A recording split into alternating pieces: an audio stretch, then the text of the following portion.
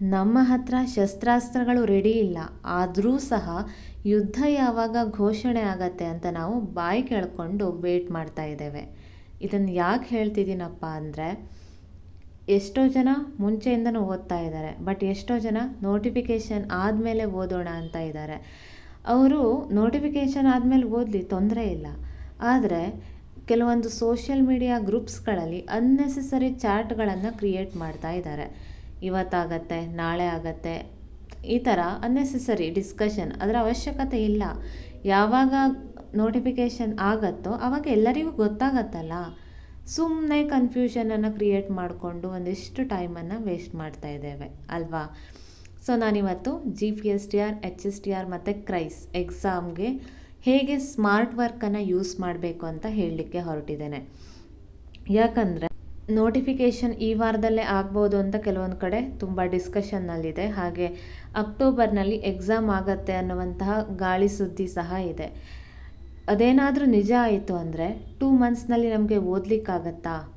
Hard work ಆವಾಗ ಮಾಡಲಿಕ್ಕೆ ಸಾಧ್ಯ ಇಲ್ಲ. ಪ್ರತಿಯೊಂದು ಟಾಪಿಕ್ಗೂ ನಾವು ಅಷ್ಟೇ ಸಮಯವನ್ನು ಕೊಟ್ಟು ಓದೋದು ಅಸಾಧ್ಯ ಅಂತಲೇ ಹೇಳ್ಬೋದು.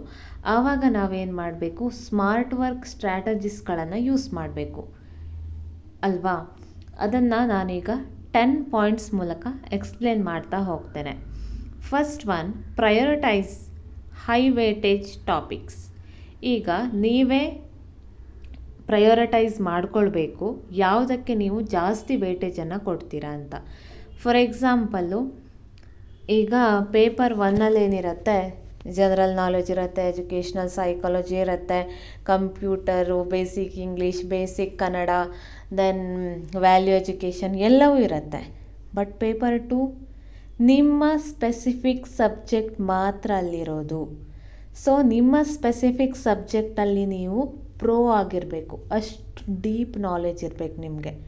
ಯಾಕಂದರೆ 100 ಮಾರ್ಕು ನಿಮ್ಮ ಪ್ರಯೋರಿಟೈಸ್ ಟಾಪಿಕ್ ಅಂದರೆ ಸಬ್ಜೆಕ್ಟ್, ನಿಮ್ಮ ಸ್ಪೆಸಿಫಿಕ್ ಸಬ್ಜೆಕ್ಟ್, ಅದರ ಮೇಲೆ ನೀವು ಬರಿಬೇಕಾಗಿರುವಂಥದ್ದು ಅಲ್ವಾ. ಈಗ ಡಿಸ್ಕ್ರಿಪ್ಟಿವ್ ಹೋಗಿ ಎಲ್ಲ MCQs ಸಹ ಹೇಳ್ತಾ ಇದ್ದಾರೆ. ಬಟ್ ನಿಮಗೆ ಟಿಕ್ ಹಾಕೋದಲ್ವಾ, ಯಾವುದೋ ಒಂದು ಟಿಕ್ ಹಾಕಿದ್ರಾಯ್ತು ಅಂತ ಅಂದ್ಕೊಂಡ್ರೆ ಕ್ರ್ಯಾಕ್ ಮಾಡೋಕ್ಕಾಗಲ್ಲ. ಓಕೆನಾ.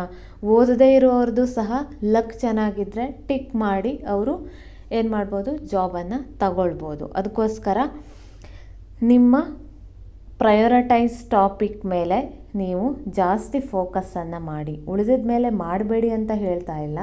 ಪರೀಕ್ಷೆಯಲ್ಲಿ ಅದಕ್ಕೆ ಎಷ್ಟು ಮಾರ್ಕ್ ಇದೆ ಅಥವಾ ನನ್ನ ಸಬ್ಜೆಕ್ಟಿಗೆ ಎಷ್ಟು ಮಾರ್ಕ್ ಇದೆ ಅದನ್ನು ಫಸ್ಟ್ ಕಂಪೇರ್ ಮಾಡಿಕೊಂಡು ನೀವೇ ಅದಕ್ಕೆ ವೇಟೇಜ್ ಕೊಟ್ಕೊಳ್ಳಿ.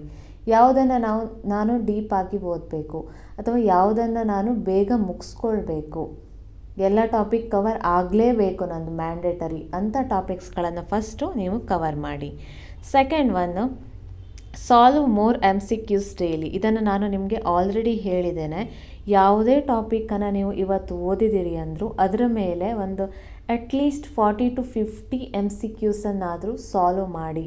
ಈಗ ಯೂಟ್ಯೂಬ್ ಅಥವಾ ಬೇರೆ ವೆಬ್ಸೈಟ್ಗಳಲ್ಲೂ ಸಹ ಎಷ್ಟೋ MCQs ಕ್ವೆಶ್ಚನ್ಸ್ ಸಿಗುತ್ತೆ. ಅದನ್ನು ನೀವು ಸಾಲ್ವ್ ಮಾಡಲಿಕ್ಕೆ ಪ್ರಯತ್ನ ಮಾಡಿ. ಆವಾಗ ನಿಮಗೆ ಆ ಟಾಪಿಕ್ಕು ಡೀಪಾಗಿ ಅಂಡರ್ಸ್ಟ್ಯಾಂಡ್ ಆಗಿದೆಯೋ ಇಲ್ವೋ ಅಂತ ನಿಮಗೆ ಗೊತ್ತಾಗತ್ತೆ ಅಲ್ವಾ. ಸಪೋಸ್ ಇವತ್ತೇನಾದರೂ ಎಜುಕೇಷ್ನಲ್ ಸೈಕಾಲಜಿದು ಯಾವುದೋ ಇಂಟೆಲಿಜೆನ್ಸ್ ಟಾಪಿಕ್ ಓದಿದ್ದೀರಾ ಅಂದರೆ ಅದರ ಬೇಸ್ಡ್ MCQಸನ್ನು ChatGPT ಹತ್ರ ಹೇಳಿದ್ರೆ ಅದು ಎಷ್ಟು ಬೇಕಿದ್ರೂ ಕ್ರಿಯೇಟ್ ಮಾಡಿಕೊಡತ್ತೆ. ಅದನ್ನು ನೀವು ಮತ್ತೆ ಮತ್ತೆ ಸಾಲ್ವ್ ಮಾಡಬೇಕು. Next third one, make short notes. ಇದು ಸಹ ಕಾಮನ್ ಸೆನ್ಸ್ ಅಲ್ವಾ. ನಾವು ಏನನ್ನು ಓದಿರ್ತೀವಲ್ಲ ಅದರಲ್ಲಿ ನಮಗೆ ಯಾವುದು ಇಂಪಾರ್ಟೆಂಟ್ ಅಂತ ಅನಿಸುತ್ತೆ ಅದನ್ನು ನಾವು ಶಾರ್ಟ್ ನೋಟ್ ಮಾಡಿಟ್ಕೊಂಡ್ರೆ ಎಕ್ಸಾಮ್ಗೆ ಹೋಗುವಂಥ ಹಿಂದಿನ ದಿನ ಇರ್ಬೋದು ಅಥವಾ ಎಕ್ಸಾಮ್ಗೆ ಇನ್ನೇನು ಹತ್ತಿರ ಇದೆ ಅಂಥ ಟೈಮ್ನಲ್ಲಿ ಅದನ್ನು ನೀವು ರಿವಿಷನನ್ನು ಮಾಡ್ಕೊಳ್ಬೋದು. ಇನ್ನು fourth one, follow revision cycle. So ನೀವು ಹಿಂಗೆ ಡೈರೆಕ್ಟಾಗಿ ಸ್ಟ್ರೇಟಾಗಿ ಓದ್ತಾ ಹೋದರೆ ಏನೂ ಯೂಸ್ ಇಲ್ಲ. ಅದಕ್ಕೋಸ್ಕರ ಈಗ ಇವತ್ತು ಓದಿದ್ದೀರಾ, ಇನ್ನು ಎಕ್ಸಾಮ್ ಹಿಂದಿನ ದಿನವೇ ಅದನ್ನು ಓದೋದು ಅಂದರೆ ಏನೂ ನೆನಪಿರಲ್ಲ ನಿಮಗೆ. ಅದಕ್ಕೋಸ್ಕರ ಏನು ಮಾಡಬೇಕಂದ್ರೆ, ಇವತ್ತು ನೀವೇನೋ ಒಂದು ಟಾಪಿಕ್ಕನ್ನು ಓದಿದ್ದೀರಿ ಅಂದರೆ ಇನ್ನು 2 ದಿನ ಬಿಟ್ಟಾದರೂ ನೀವೇನು ಮಾಡಬೇಕು, ಅದನ್ನು ಮತ್ತೆ ರಿವೈಸ್ ಮಾಡಬೇಕು. ನಾನು ಹೇಳಿದ್ನಲ್ಲ ಶಾರ್ಟ್ ನೋಟ್ ಮಾಡ್ಕೊಳ್ಳಿ ಅಂತ. ಅಟ್ಲೀಸ್ಟ್ ಆ ಶಾರ್ಟ್ ನೋಟನ್ನು ರಿವೈಸ್ ಮಾಡಿ, ಕಂಪ್ಲೀಟ್ ಟಾಪಿಕ್ಕನ್ನು ರಿವೈಸ್ ಮಾಡಿ ಅಂತ ಹೇಳ್ತಾ ಇಲ್ಲ. ಯಾಕಂದರೆ ಅಷ್ಟು ಟೈಮ್ ಸಹ ಇಲ್ಲ ನಮ್ಮ ಹತ್ರ. ಓಕೆನಾ. Yes. Next, take mock tests regularly. So mock ಟೆಸ್ಟನ್ನು ಅಂದರೆ ಕೆಲವೊಂದು ವೆಬ್ಸೈಟ್ಗಳಲ್ಲಿ ಯಾವ ಥರ ಇರುತ್ತೆ ಅಂದರೆ, ನೀವು ಇಷ್ಟು ಸೆಕೆಂಡ್ಸಲ್ಲಿ ಏನು ಮಾಡಬೇಕು, ಫುಲ್ ಎಷ್ಟು ಕ್ವೆಶ್ಚನ್ಸ್ ಇರುತ್ತಲ್ಲ ಅದನ್ನು ಸಾಲ್ವ್ ಮಾಡಬೇಕು. ಅಂದರೆ ಟೈಮ್ ಇಟ್ಕೊಂಡು ಸಾಲ್ವ್ ಮಾಡಬೇಕು ನೀವು. ಆವಾಗ ನಿಮ್ಗೇನು ಗೊತ್ತಾಗುತ್ತೆ, ಟೈಮ್ ಮ್ಯಾನೇಜ್ಮೆಂಟ್ ಗೊತ್ತಾಗುತ್ತೆ. ಸಪೋಸ್ ಎಕ್ಸಾಮಲ್ಲಿ 100 MCQs ಇದೆ, ಅದನ್ನು 2.5 ಅವರಲ್ಲಿ ಸಾಲ್ವ್ ಮಾಡಬೇಕು ಅಂತ ಅಂದರೆ, ನೀವು ಸಹ ಅಟ್ಲೀಸ್ಟ್ ವೀಕೆಂಡ್ ಸಂಡೇ ಇರುತ್ತಲ್ಲ ಆವಾಗ 2.5 ಅವರ್ಸ್ ಇದಕ್ಕೆ ಇನ್ವೆಸ್ಟ್ ಮಾಡಬೇಕು ನೀವು. ಅದನ್ನು ಏನು ಮಾಡಬೇಕು, 2.5 ಅವರ್ಸಲ್ಲಿ 100 ಕ್ವೆಶ್ಚನ್ಸನ್ನು ಸಾಲ್ವ್ ಮಾಡಿದಾಗ ನಿಮಗೆ ಎಲ್ಲಿ ನಿಮ್ಮ ಟೈಮ್ ಡ್ರ್ಯಾಗ್ ಆಗ್ತಾ ಇದೆ, ಯಾವ ಟಾಪಿಕ್ಕು ನಿಮಗೆ ಕಷ್ಟ ಆಗ್ತಾ ಇದೆ ಅನ್ನೋದು ಗೊತ್ತಾಗತ್ತೆ. ಓಕೆನಾ. Next 6th one, maintain a mistake book. ನಿಮಗೆ ಯಾವುದಾದ್ರೂ ಒಂದು ಕ್ವೆಶ್ಚನ್ನು ಗೊತ್ತಿಲ್ಲ, ಅದು ತಪ್ಪಾಗಿದೆ ಅಂದರೆ ಅದನ್ನು ಇನ್ನೊಂದು ಬುಕ್ನಲ್ಲಿ ಬರೆದಿಟ್ಕೊಳ್ಳಿ. ಯಾಕಂದರೆ ಎಕ್ಸಾಮ್ಗೆ ಹೋಗೋ ಹಿಂದಿನ ದಿನ ಅದನ್ನು ನೋಡ್ಕೊಂಡೋಗಿ. ನನಗೆ ಪರ್ಸ್ನಲ್ ಎಕ್ಸ್ಪೀರಿಯೆನ್ಸ್ ಆಗಿರೋದು ಹೇಳ್ತಾ ಇದೇನೆ. ಯಾವುದಾದ್ರೂ ಟಾಪಿಕ್ಕನ್ನು ನಾನು ಫಸ್ಟ್ ಹೀಗೆ ಮಾಕ್ ಟೆಸ್ಟ್ ಎಲ್ಲ ತಗೊಂಡಾಗ ಸಾಲ್ವ್ ಮಾಡುವಾಗ ಮಿಸ್ಟೇಕ್ ಆಗಿರುತ್ತೆ, ಆಯಿತಾ. ಆಮೇಲೆ ನಾನು ಅದನ್ನು ಕರೆಕ್ಟ್ ಆನ್ಸರನ್ನು ನೋಡಿರ್ತೇನೆ. ಸ್ಟಿಲ್ ನಾನು ಏನು ಮಾಡ್ತೇನೆ, ಎಕ್ಸಾಮ್ ಟೈಮ್ನಲ್ಲಿ ನಾನು ನೋಡಿದ್ದೇನೆ ಅನ್ನೋದು ನೆನಪಾಗತ್ತೆ, ಬಟ್ ಯಾವ ಆನ್ಸರ್ ಅನ್ನೋದು ಅಲ್ಲೂ ಸಹ ಕೆಲವೊಂದು ಸಲ ನೆನಪಾಗಲ್ಲ. ಅದಕ್ಕೋಸ್ಕರ ಅದಕ್ಕೆ ಸಪ್ರೇಟ್ ನೋಟ್ಸನ್ನು ಮಾಡಿ ಅಲ್ಲಿ ಬರೆದಿಟ್ಕೊಂಬಿಡಿ. ರಿವಿಷನ್ ಟೈಮಲ್ಲಿ ಮತ್ತೆ ಅದನ್ನು ನೀವೇನು ಮಾಡಬೇಕು, ಮೆಲುಕು ಹಾಕ್ತಾ ಇರಬೇಕು.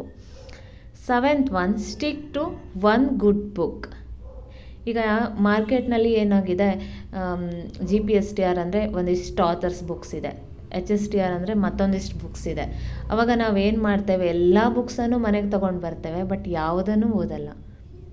ಸೊ ಆ ಥರ ಮಾಡೋದಕ್ಕಿಂತ ಯಾವುದಾದ್ರೂ ಒಂದು ಪರ್ಟಿಕ್ಯುಲರ್ ಬುಕ್ಕನ್ನು ಒಂದಿಷ್ಟು ಜನರ ರೆಫರೆನ್ಸನ್ನು ತಗೊಂಡು ಪರ್ಚೇಸ್ ಮಾಡಿಬಿಡಿ. ಆ ಬುಕ್ಕಿಗೆ ಮಾತ್ರ ಸ್ಟಿಕ್ ಆಗಿ. ಒಂದೇ ಟಾಪಿಕ್ಕನ್ನು ಬೇರೆಯವ್ರು ಎಲ್ಲರೂ ಹೇಳಿದ್ದನ್ನು ನಾನು ಕೇಳ್ತೇನೆ ಅಂದರೆ ನಿಮಗೆ ಅದು ಇನ್ನೂ ಕನ್ಫ್ಯೂಸ್ ಆಗ್ತಾ ಹೋಗುತ್ತೆ. ಓಕೆನಾ. ಸೊ ಯಾವುದಾದ್ರೂ ಒಂದು ಬುಕ್ಕನ್ನು ತಗೊಳ್ಳಿ, ಅದನ್ನು ಪದೇ ಚೇಂಜ್ ಮಾಡಬೇಡಿ. 8th one, set daily targets. ಈಗ ಜೀವನದಲ್ಲೂ ಸಹ ಏನಾಗಿರಬೇಕು, ಒಂದು ಗುರಿಯನ್ನು ನಾವು ಇಟ್ಕೊಳ್ಬೇಕು, ಆ ಗುರಿಯೆಡೆಗೆ ನಾವು ಸಾಗ್ತಾ ಇರಬೇಕು. ಅದೇ ಥರ ಎಕ್ಸಾಮ್ ಹತ್ತಿರ ಇದೆ, ಜಾಸ್ತಿ ಟಾಪಿಕ್ ಕವರ್ ಮಾಡಲಿಕ್ಕಿದೆ ಅಂದಾಗ ಡೈಲಿ ಗುರಿಯನ್ನು ನೀವೇನು ಮಾಡಬೇಕು, ಇಟ್ಕೊಳ್ಬೇಕು. ಇವತ್ತು ನಾನು ಇಷ್ಟು ಟಾಪಿಕ್ಸನ್ನು ಕಂಪ್ಲೀಟ್ ಮಾಡ್ತೇನೆ, ಇಷ್ಟು ಟೈಮನ್ನು ರಿವಿಷನಿಗೆ ಇಡ್ತೇನೆ, ಇಷ್ಟು ಟೈಮನ್ನು MCQ ಸಾಲ್ವ್ ಮಾಡ್ತೇನೆ. ಈ ಥರ ಏನು ಮಾಡಬೇಕು, ಡೈಲಿ ಟಾರ್ಗೆಟ್ಸನ್ನು ಇಟ್ಕೊಳ್ಬೇಕು ಮತ್ತು ಅದನ್ನು ಅಚೀವ್ ಮಾಡಬೇಕು. ಬರೀ ಟಾರ್ಗೆಟ್ ಇಟ್ಕೊಂಡೆ ಅಚೀವ್ ಆಗಿಲ್ಲ, ನೋ. ನೀವೇನು ಮಾಡಬೇಕು, ಅದನ್ನು ಅಚೀವ್ ಮಾಡಲಿಕ್ಕೆ ಮ್ಯಾಕ್ಸಿಮಮ್ ಟ್ರೈ ಮಾಡಬೇಕು. Avoid distractions 9th point. ಅಂದರೆ ಡಿಸ್ಟ್ರಾಕ್ಷನ್ ನಮಗೆ ಯಾವುದು ಇವಾಗ, social media, mobile. Especially mobile ಇಲ್ಲ ಅಂದರೆ ಅದು ಯಾವುದೂ ಆಕ್ಸೆಸಿಬಲೇ ಇರಲ್ಲ ಅಲ್ವಾ. ಸೊ ಎಲ್ಲ ನೋಟಿಫಿಕೇಷನನ್ನು ಸಹ ಆಫ್ ಮಾಡಿ ಇಟ್ಕೊಂಬಿಡಿ. ಯಾಕಂದರೆ ನೀವು ಏನೋ ಸರ್ಚ್ ಮಾಡಲಿಕ್ಕೆ ಅಂತ ಫೋನ್ ತೆಗಿತೀರಾ, ಅದರಲ್ಲಿ ಒಂದಿಷ್ಟು ನೋಟಿಫಿಕೇಷನ್ಸ್ ಇರುತ್ತೆ, ಅದನ್ನು ನೋಡ್ಲಿಕ್ಕೆ ಹೋಗ್ತೀರಾ. ಓಕೆ, ಅದನ್ನು ನೋಡಿದ್ರಿ, ಓಕೆ, ಏನೋ ಇಂಪಾರ್ಟೆಂಟ್ ಇತ್ತು ನೋಡಿದ್ರಿ, ಬಟ್ ಅದೇನು ಮಾಡುತ್ತೆ, ಅದರ ಕೆಳಗಡೆ ಒಂದಿಷ್ಟು ಸಜೆಷನ್ಸನ್ನು ಕೊಡುತ್ತೆ, ಒಂದಿಷ್ಟು ವೀಡಿಯೋಸನ್ನು ಪುಷ್ ಮಾಡುತ್ತೆ. ಎಲ್ಲ ನೋಡಿ ಮುಗಿಸೋದ್ರಲ್ಲಿ ಹಾಫ್ ಡೇ ಮುಗಿದೋಗಿರುತ್ತೆ. ಅದಕ್ಕೋಸ್ಕರ ಎಲ್ಲ ಸೋಷಿಯಲ್ ಮೀಡಿಯಾನ ಒಮ್ಮೆ ಏನು ಮಾಡಿಬಿಡಿ, ಅನ್ಇನ್ಸ್ಟಾಲೇ ಮಾಡಿದ್ರು ಬೆಸ್ಟು. ಇಲ್ಲ ಅಂದರೆ ನೋಟಿಫಿಕೇಷನ್ಸನ್ನು ಆಫ್ ಮಾಡಿ ಇಟ್ಕೊಂಬಿಡಿ. ಇನ್ನು last point, think like exam. ಯಾವುದಾದ್ರೂ ಒಂದು ಕಾನ್ಸೆಪ್ಟನ್ನು ವಿಡಿಯೋ ನೋಡ್ತಾ ಇದ್ದೀರಾ, ಓದ್ತಾ ಇದ್ದೀರಾ ಅಂದರೆ ಆ ಕಾನ್ಸೆಪ್ಟ್ ಮೇಲೆ ಯಾವ ಇಂಪಾರ್ಟೆಂಟ್ ಕ್ವೆಶ್ಚನ್ಸನ್ನು ಕೇಳಬಹುದು, ಏನು ಇಂಪಾರ್ಟೆಂಟ್ ಇದೆ ಅಂತ ನೀವೇ ಗೆಸ್ ಮಾಡ್ತಾ ಹೋಗಬೇಕು. ಅದು ಬರುತ್ತೆ ಅಂತಲ್ಲ, ಬಟ್ ಅದರ ಬೇಸ್ ಮೇಲೆ ನೀವು ಓದ್ತಾ ಹೋಗಲಿಕ್ಕೆ ಈಸಿ ಆಗುತ್ತೆ. ಓಕೆನಾ.